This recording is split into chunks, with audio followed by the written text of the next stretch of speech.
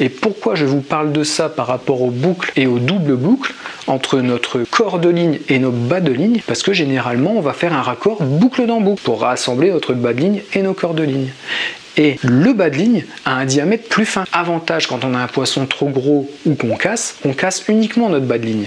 Et c'est là où vient l'intervention d'un bas de ligne toujours de la même taille, avec en plus une boucle de la même taille, ça c'est le top. Et on a cette petite astuce, par exemple. Donc là c'est un modèle de chez Water King pour avoir votre boucle toujours de la même taille.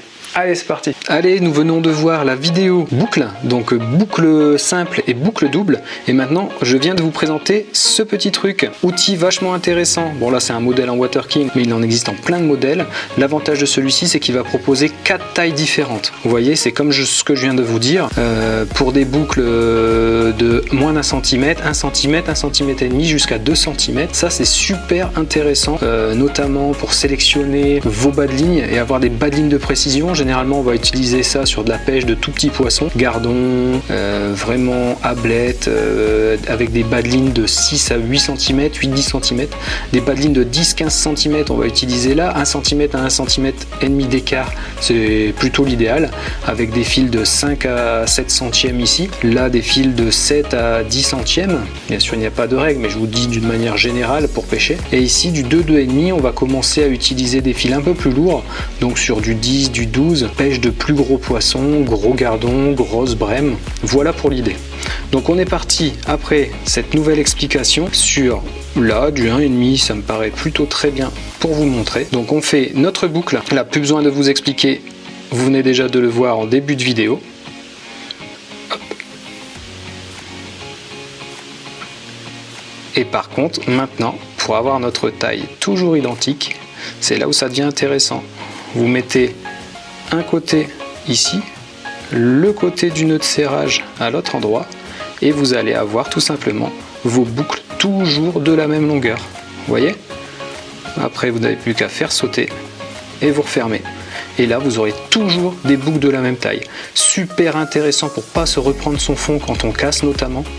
Et voilà, vous avez vu, on finit avec cette vidéo. En termes de conclusion, c'est intéressant au niveau du nœud du pêcheur avec cette double boucle et cette boucle simple de faire la part des choses. C'est à vous d'aller pratiquer. C'est un des nœuds basiques, un des nœuds de débutant, mais c'est le nœud qu'on utilise partout, ou presque partout.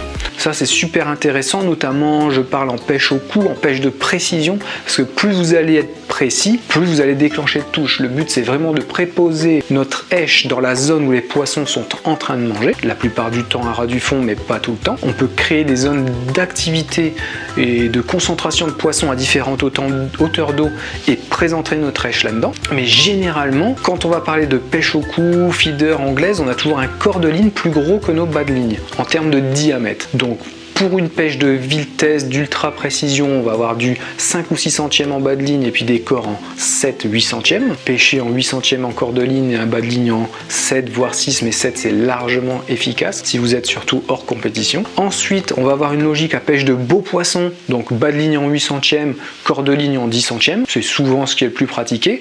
Pêche au blé, au maïs, pêche à l'asticot, vers de vase, mais de plus gros poissons. Donc généralement avant, je vous ai parlé de poissons de l'ordre de 5 à 25-30 grammes de moyenne. Là, je commence à parler avec des poissons de 50 à 100-150 grammes de moyenne pour des gardons, de la petite brève. Et bien sûr, votre 8 centièmes va être apte, même le 6 ou 7 centièmes, grâce notamment à l'élastique, à sortir des poissons de plusieurs kilos. On est d'accord là-dessus.